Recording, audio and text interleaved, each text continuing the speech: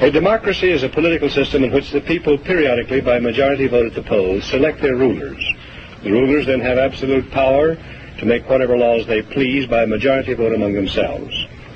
In a constitutional republic, the people also, by majority vote at the polls, select rulers, who make laws by majority vote among themselves. But the rulers cannot make any laws they please because the Constitution severely restricts their lawmaking power. The ideal of a democracy is universal equality. The ideal of a constitutional republic is individual liberty. In this century, great strides have been made toward the goal of subverting our republic and transforming it into a democracy. The foremost tactic of the subverters is subversion of language. By calling America a democracy until people thoughtlessly accept and use the term, totalitarians have obscured the real meaning of American principles of government. Writers of the Constitution were anxious to safeguard liberty against dictatorship, monarchy they called it. But their chief anxiety was to protect the country against democracy.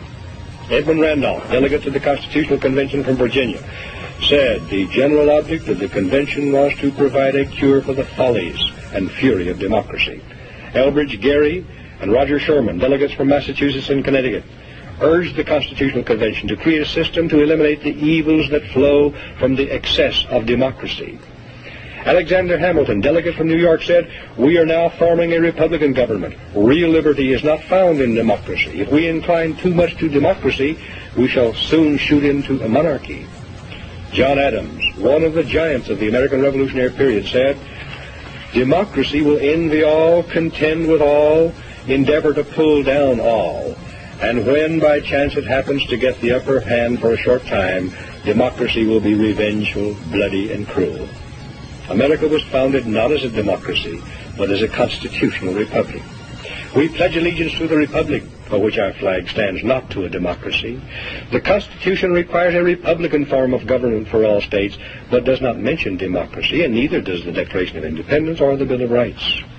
Someone asked him what kind of government the convention had given America, and Franklin replied, "A republic, if you can keep it." Very old and very wise, Franklin saw through the mists of time to the day when Americans might trade their freedom in a constitutional republic for the promise of government guaranteed equality and security in a democracy. And beyond that, to the day when democracy inevitably degenerates into dictatorship, guaranteeing nothing but poverty and serfdom for the people it robs and rules.